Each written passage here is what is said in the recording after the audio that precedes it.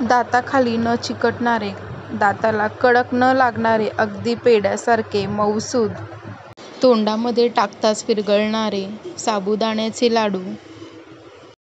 साबुदाण्याचे खमंग, मऊ, पेढ्याच्या चवीचे साबुदाणा लाडूची रेसिपी बघणार आहोत, तर व्हिडिओ कुठेही स्किप न करता शेवटपर्यंत नक्की बघा.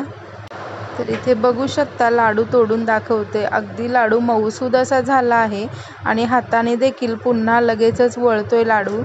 तर अशा पद्धतीची रेसिपी बघण्यासाठी व्हिडिओ कुठेही मध्ये स्किप न करता शेवटपर्यंत नक्की बघा. चला तर मग रेसिपीला सुरुवात करूया.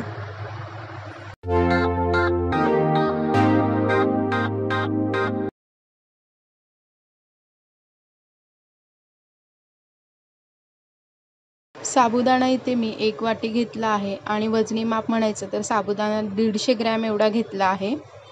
तर तुम्ही कपच्या मेजरमेंटने सुद्धा साबुदाणा मापून घेऊ शकता. तर मी इथे वाटीचा वापर केला आहे आणि आपली कढई इथे गॅसवर ठेवली आहे. गॅस आपला पेटवला आहे आणि मंद आचेवर गॅस ठेवला आहे आणि साबुदाणा आपण मंद आचेवर रंग न बदलता भाजून घेणार आहोत.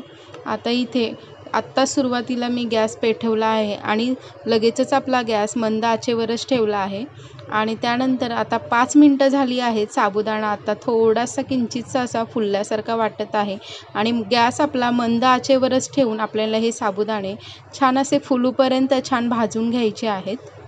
गॅस पेटवल्यापासून सुरुवातीचे 5 मिनटं झाली आहेत आणि आता सुरुवातीचे 5 मिनटापासून आता इथे आपले आणखीन एक 5 मिनटं झाले आहेत आणि मी सतत आपले हे साबुदाणा जे आहे ते कढईतनं सारखं हलवत आहे. 1 मिनटंसुद्धा मी इथे साबुदाणा चमचा बाजूला केला नाही कढईतनं. सतत आपला हा साबुदाणा चमच्यामध्ये मी हलवत आहे. साबुदाण्याचा रंग अजिबात आपल्याला बदलून द्यायचा नाही. हलकासा एकदम हलकासा असा गुलाबी रंग आला पाहिजे इतपत आपल्याला साबुदाणा भाजून घ्यायचा आहे आणि साबुदाणा भाजण्यासाठी इथे साधारण 20 ते 25 मिनटं नक्की लागतात. जर आपण व्यवस्थित साबुदाणे जर भाजले ना तर साबुदाणे आपल्या दाताखाली वगैरे अजिबात चिटकत नाही आणि ते खाताना देखील साबुदाणा खाल्ल्यासारखी चव देखील आपल्या तोंडामध्ये येणार नाही. अशा पद्धतीने आपल्याला साबुदाणा भाजून घ्यायचा आहे. तर इथे बघू शकता साधारण मला 20 मिनटं लागली आहे साबुदाणा भाजण्यासाठी आणि मी एका ताटामध्ये हे साबुदाणे काढून घेतले आहेत आणि इथे बघू शकता साबुदाण्याचा रंग देखील अजिबात बदलला नाही. अगदी छान पॉपकॉर्नसारखे आपले साबुदाणे इथे फुलले आहेत. तर एक मिक्सरचं भांडं घ्यायचं आहे. त्या भांड्यामध्ये हे साबुदाणे जे आहेत ते आपण सर्व या भांड्यामध्ये काढून घेणार आहोत. जितकी आपली बारीक अशी पावडर तयार होईल तितकी आपल्याला हे साबुदाण्याची बारीक अशी पावडर तयार करून घ्यायची आहे. एक चाळणी घ्यायची, बारीक जी चाळणी असते 0 नंबरची, त्या चाळणीमध्ये साबुदाण्याचं पीठ घालून घ्यायचं आहे आणि पीठ आपलं छान चाळून घ्यायचं आहे. तर इथे बघू शकता अगदी बारीक असं पीठ आपलं पडत आहे खाली आणि वरती जो जरा जाडसर साबुदाण्याचा भाग राहिला आहे तो वर असा राहिला आहे. तर इथे बघू शकता तुम्ही अगदी बारीक असं पीठ दळून इथे तयार झालं आहे आणि जे वरचा जो जाडचा भाग आहे तुम्ही पुन्हा मिक्सरला लावून अगदी बारीक अशी पावडर तयार करून घेणार आहे आणि याच साबुदाण्याच्या पिठामध्ये ही पावडर मिक्स करून घेणार आहे. तर पुन्हा एक मिक्सरचं भांडं घ्यायचं आहे. मिक्सरच्या भांड्यामध्ये 1 वाटी इथे मी साबुदाण्यासाठी पिठासाठी इथे मी अर्धी वाटी साखर घेतली आहे. गोडाचं प्रमाण तुम्ही तुमच्या आवडीप्रमाणे ठेवू शकता. इथे जे साखर घेतलं आहे त्यातच मी इलायचीचे दाणे देखील घालून घेतले आहेत. इलायचीचे दाणे मी 5 ते 6 एवढे घालून घेतले आहेत आणि आपली इथे साखरेची देखील बारीक अशी पूड तयार करून घेतली आहे आणि कढईमध्ये गॅसवर कढई गरम होण्यासाठी ठेवली आहे आणि कढईमध्ये आपलं जे साबुदाण्याचं पीठ तयार करून घेतलं होतं ते पीठ आपण इथे घालून घेणार आहोत. सुरुवातीला इथे मी तूप देखील नाही घातलं. गॅस आपला पूर्ण मंद आचेवर ठेवला आहे आणि मंद आचेवरच हे आपलं साबुदाण्याचं पीठ 4 ते 5 मिनटासाठी पुन्हा एकदा याला छान भाजून घ्यायचं आहे. जर जो काही साबुदाण्याचा एखादा कण कच्चा वगैरे राहिला असेल तर या पिठामध्ये ते छान असं भाजून जाईल. तर इथे बघू शकता साधारण 5 ते 6 मिनटं झाली आहे. साबुदाण्याचं पीठ अगदी गरम असं नाही झालं, अगदी कोमट असं गरम झालं आहे कारण की गॅस आपला मंद आहे. तर इथे आपलं कोमट असं साबुदाण्याचं पीठ गरम झाल्यानंतर त्यामध्ये आपण इथे 2 चमचे एवढे साजूक तूप घालून घेणार आहोत. तर सुरुवातीला इथे मी 2 ते 3 चमचे एवढेच तूप घालून घेतले आहे. तूप ह्या पिठामध्ये छान असं मिक्स करून घ्यायचं आहे. इथे मेल्टेड तूप न घेता तुम्ही घट्ट असंच तूप घ्यायचं आहे. मेल्टेड तूपने आपल्याला अंदाज कळणार नाही. अशा पद्धतीने आपण या पिठामध्ये तूप घालून घेतल्यानंतर पीठ गरम असलं की तूप लवकर आपलं वितळायला मदत होते.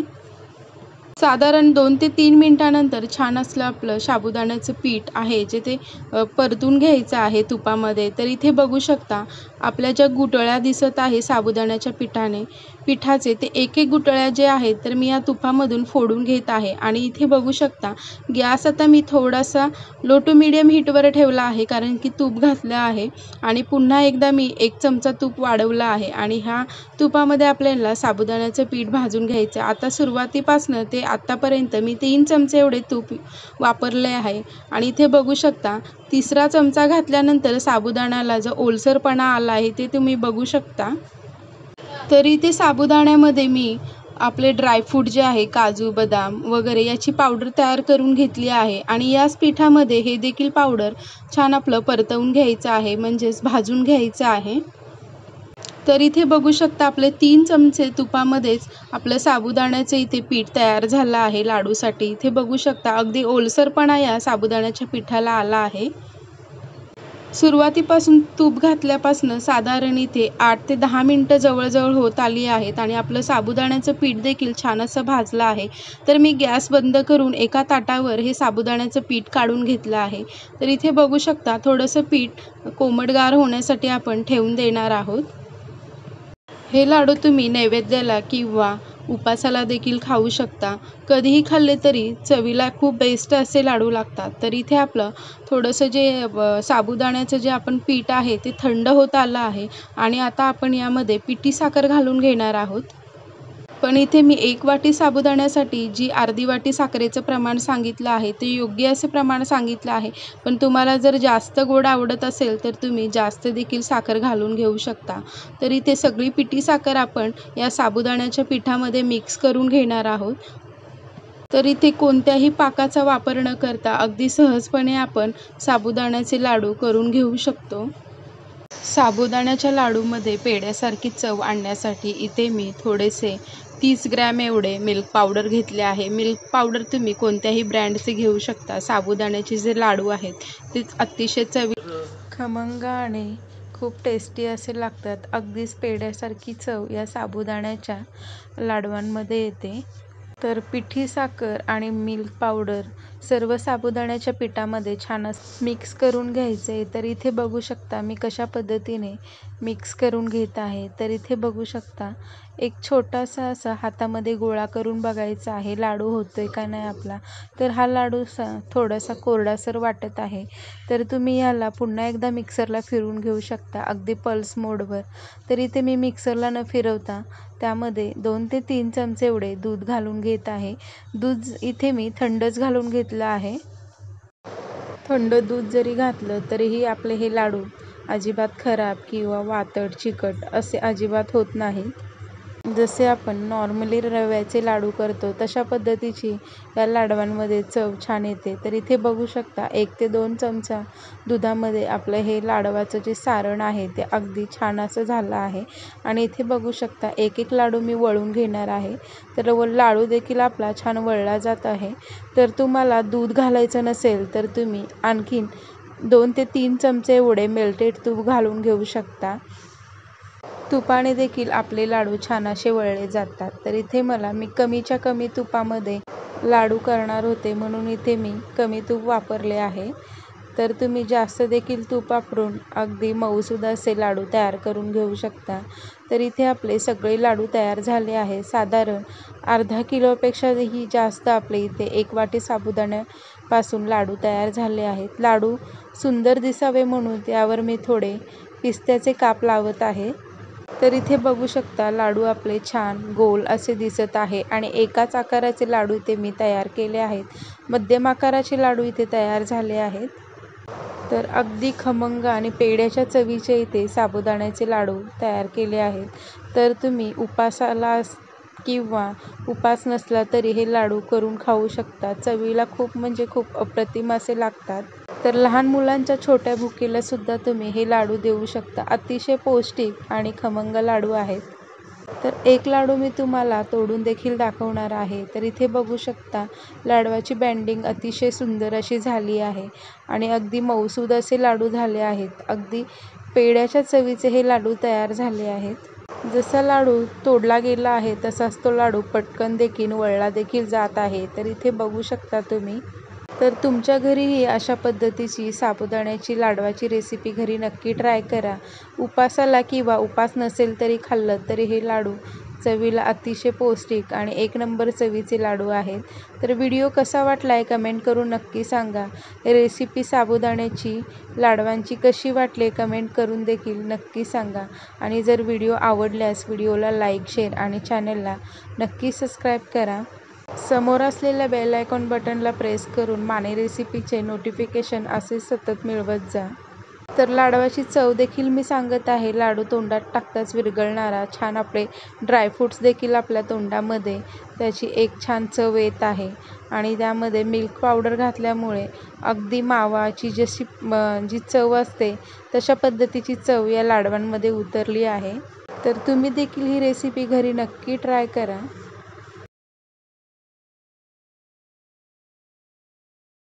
आज आपण बघणार आहोत जन्माष्टमी स्पेशल गोविंदाचे लाडू. गोविंदाचे लाडू या लाडूसाठी मी इथे एक थेंबभरही तुपाचा वापर न करता अगदी खमंग असे 1 ते 1.5 महिने टिकणारे तुपाचा जराही वापर न करता अगदी खुसखुशीत आणि खमंग असे गोविंदाचे लाडू तयार केले आहेत. तर इथे बघू शकता मी व्हिडिओत दाखवल्याप्रमाणे लाडू आपले अगदी मऊसूद झाले आहेत. अगदी छान खुसखुशीत देखील झाले आहेत. तोंडामध्ये टाकताच विरघळणारे लाडू इथे तयार करून घेतले आहेत. हे लाडू दाताला अजिबात चिकट किंवा कडक देखील लागत नाही. अगदी मऊसूद असे लाडू तयार झाले आहेत. तर इथे कोणताच पाक न करता एक थेंबही तुपाचा वापर न करता जन्माष्टमी स्पेशल गोविंदाचे लाडू तयार करून घेणार आहोत. चला तर मग रेसिपीला सुरुवात करूया. तर व्हिडिओ कुठेही स्किप न करता शेवटपर्यंत नक्की बघा. चॅनलवर नवीन असाल तर चॅनलला नक्की सबस्क्राईब करा. गोविंद लाडू करण्यासाठी इथे आपण साहित्य बघणार आहोत. साहित्यामध्ये मी 1 वाटी पोहे घेतले आहेत. त्याच वाटीच्या प्रमाणे 1 वाटी इथे मी मखाणे घेतले आहेत. मखाणे हे आपल्या कृष्णदेवाला प्रसाद म्हणून किंवा भोग म्हणून सर्वात पहिल्यांदा पोहे आणि मखाण्याचा इथे नैवेद्य दाखवला जातो. तर इथे मी शेंगदाणे देखील 1 वाटीभर घेतलं आहे आणि 1 वाटी गूळ घेतले आहेत. तर इथे 2 चमचे पांढरी तीळ घेतले आहेत आणि त्याचप्रमाणे इथे मी 1 चमचा खसखस देखील घेतले आहेत. तर इथे मी काही थोडेसे ड्रायफ्रूट्स देखील घेतले आहे. ड्रायफ्रूट्समध्ये मी काजू बदाम घेतले आहे. काजू बदाम 10 घेतले आहे आणि काजू देखील 10च घेतले आहेत. 5 ते 6 हिरवी इलायची घेतली आहे. 2 नारळाचे छोटे तुकडे घेतले आहेत. इथे मी सुखे नारळ घेतले आहे. सुखे नारळ आपल्याला चाकूने आधी कट करून घ्यायचे. हवं तर तुम्ही खिसणीने देखील खिसून घेऊ शकता. पण इथे मी चाकूने आपले नारळ सर्व चिरून घेत आहे. तर अशा पद्धतीने आपण सर्व नारळ चिरून घेणार आहोत. गॅसवर इथे मी गॅस पेटवून घेतला आहे आणि गॅसवर आपली कढई गरम होण्यासाठी ठेवली आहे. गॅस आपला लो टू मीडियम हीटवर ठेवला आहे आणि सर्वात पहिल्यांदा आपण या कढईमध्ये पोहे भाजून घेणार आहोत. तर इथे गॅस आपला कुठेही मोठा न ठेवता पोहे अगदी आपले मंद किंवा मध्य आचेवर गॅस ठेवून खमंग होईपर्यंत भाजून घ्यायचे. म्हणजेच पोहे आपले छान फुलले पाहिजेत. तर इथे व्हिडिओत बघू शकता तुम्ही 5 ते 6 मिनिटानंतर इथे आपले पोहे छान फुलल्यासारखे दिसत आहेत आणि अगदी कुरकुरीत देखील झाले आहेत. तर इथे मी हाताने देखील तुम्हाला पोहे दाखवत आहे. तर पोहे आपले इथे छान भाजून तयार झाले आहेत. तर मी एका भांड्यामध्ये काढून घेतलं आहे. तर इथे आपण याच कढईमध्ये मखाणे देखील भाजून घेणार आहोत. तर इथे बघू शकता एक थेंब देखील मी तुपाचा वापर न करता पोहे आणि मखाने हे दोन्ही देखील छान आपण खमंग अगदी रंग बदलेपर्यंत, हलकासा रंग बदलेपर्यंत इथे आपण भाजून घेतले आहे. त्यामध्ये कुरकुरीतपणा यायला पाहिजे इथपर्यंत आपल्याला छान असे मखाने भाजून घ्यायचे आहे. तर इथे बघू शकता हलकासा मखाण्यांचा रंग देखील बदलला आहे. तर आपण ते देखील एका भांड्यात काढून घेणार आहोत. गॅस आपला लो टू मिडियम हीटवरच ठेवला आहे आणि यामध्ये आपण शेंगदाणे घालून छान आपले त्याची साल फुलूपर्यंत छान असे भाजून घ्यायचे आहे. तर इथे बघू शकता थोडेसे शेंगदाण्याच्या सालीला क्रॅक्स आले आहेत. तर इथे मी उलटणाचा वापर न करता एक सुती मऊ कापडाचा वापर केला आहे. मऊ सुतीच्या कापडाने आपले हे शेंगा भाजण्यात लवकर मदत होते आणि मंद आचेवर आपल्याला सुरुवातीला शेंगदाणे भाजून घ्यायचे आहेत.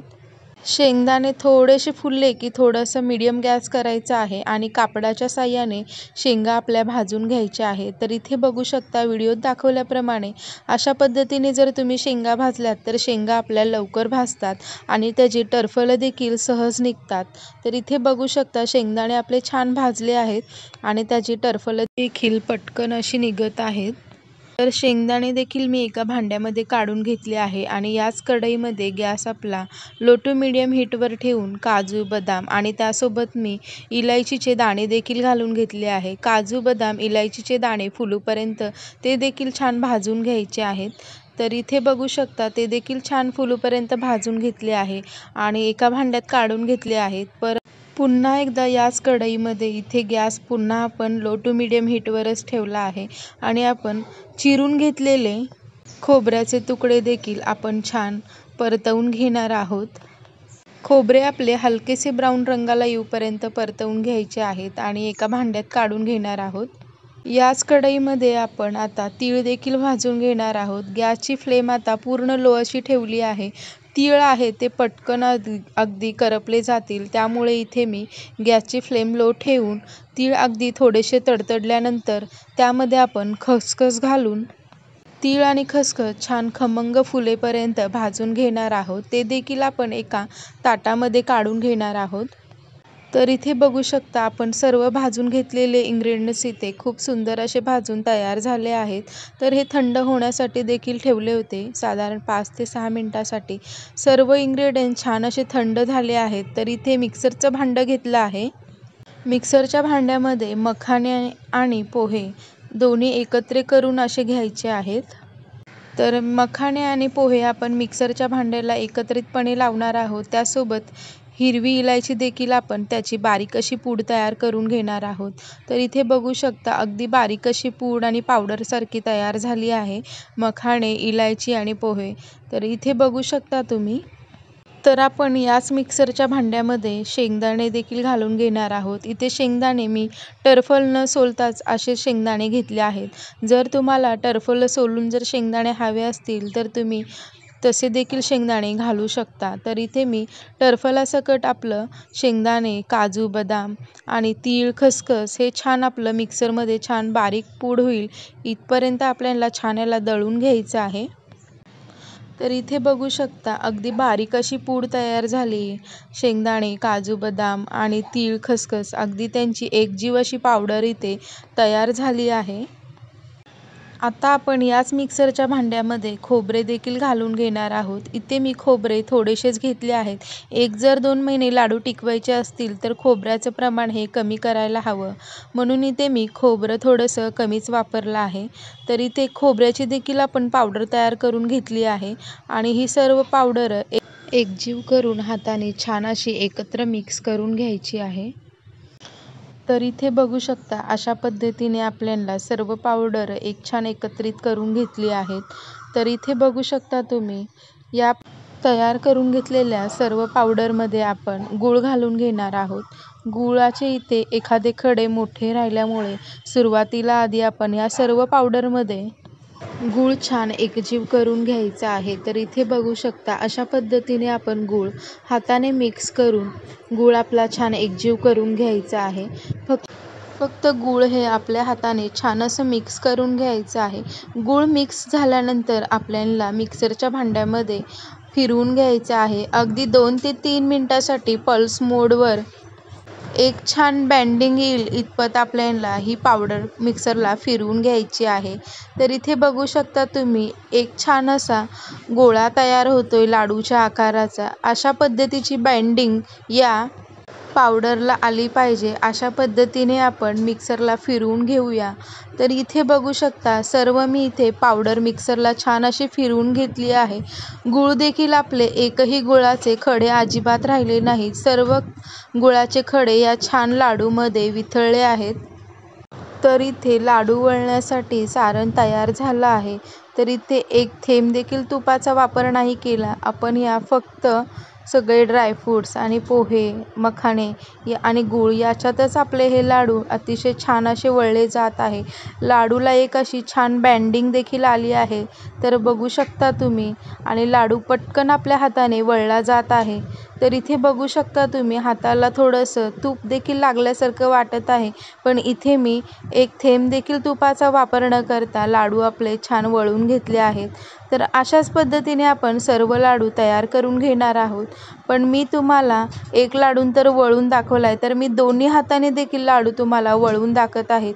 लाडूची बँडिंगच एवढी सुंदर झाली आहे की लाडू आपले पटकन आणि छान वळले जात आहेत. तर या जन्माष्टमीला तुम्ही अशा पद्धतीचे घरी लाडू नक्की ट्राय करा. तर या जन्माष्टमीला तुम्ही श्रीकृष्णाला नैवेद्य म्हणून या लाडवाचा तुम्ही नैवेद्य दाखवू शकता. तर इथे बघू शकता दोन्ही देखील लाडू मी हाताने एकत्रच वळले आहेत. ते लाडू देखील अगदी गोल असे झाले आहेत. कोणतेही लाडू आपले इथे तुटले नाहीत किंवा मोडले देखील नाहीत. कोणत्याही पाकाचा वापर न करता अगदी मऊसूद आणि दाणेदार इथे लाडू तयार करून घेतले आहेत. नैवेद्यासाठी म्हणून इथे मी 11 लाडू तयार करून घेतले आहेत. जे मी परफेक्ट मेजरमेंट सांगितलं होतं, इथे मी वाटीचं प्रमाण सांगितलं आहे. तुम्ही कपाचं देखील प्रमाण करून घेऊ शकता आणि एकदम परफेक्ट इथे आपले लाडू तयार झाले आहेत. तर लाडू मोठे न करता आधी इथे मी मध्यम आकाराचे लाडू तयार करून घेतले आहेत. लाडू चवीला अतिशय सुंदर असे झाले आहेत. लाडवाच्या गोडाचं जे प्रमाण आहे ते अगदी योग्य असं मी सांगितले आहे गुळाचं. आणि लाडू हे अजिबात अगदीच गोड असे झाले नाहीत किंवा अगदीच कमी गोड देखील झाले नाहीत. लाडू हे चवीला अतिशय उत्तम, उत्कृष्ट, तोंडामध्ये टाकताच विरघळणारे खमंग असे लाडू झाले आहेत. इथे व्हिडिओत दाखवल्याप्रमाणे एक लाडू मी तुम्हाला मोडून देखील दाखवला आहे. तर लाडू आपला पटकन तुटला जात आहे आणि तो लगेचच जोडला देखील जात आहे. इतका मऊसूद आणि दाणेदार लाडू इथे आपला तयार झाला आहे. दुसरा देखील लाडू मी तुम्हाला तोडून दाखवते. तो देखील अगदी पटकन असा तुटला जात आहे. तर इथे बघू शकता तुम्ही किती सुंदर असे आपले लाडू तयार झाले आहेत. कोणताही पाक न करता, तुपाचा वापर न करता अगदी मऊसूद दाणेदार गोविंदाचे लाडू इथे तयार झाले आहेत. व्हिडिओ कसा वाटला आहे कमेंट करून नक्की सांगा. जर तुम्हाला माने रेसिपी सोलापूरचे व्हिडिओ आवडत असेल तर व्हिडिओला लाईक, शेअर आणि चॅनेलला नक्की सबस्क्राईब करा. जर तुम्हाला माने रेसिपीचे व्हिडिओ खूप जास्त आवडले असतील तर समोर असलेल्या बेल आयकॉन बटनला प्रेस करून माने रेसिपीचे असेच नवीन रेसिपीचे नोटिफिकेशन मिळवत राहा. हे लाडू उपासाला देखील चालतात. फक्त यामध्ये पोहे न वापरता मखाणे वापरून तुम्ही ड्रायफ्रूट्स वगैरे वापरून अशा पद्धतीचे लाडू तुम्ही उपासाला देखील खाऊ शकता. फक्त यामध्ये पोह्याचा वापर करायचा नाही. पोहे हे उपासाला चालत नाही. पोहे सोडून तुम्ही मी जे पण इन्ग्रेडियंट सांगितले आहेत ते तुम्ही वापरू शकता आणि छान उपासाचे इथे पौष्टिक लाडू तयार होतात. जर तुम्हाला लाडू आवडले असतील तर लाडूला एक लाईक नक्की करा.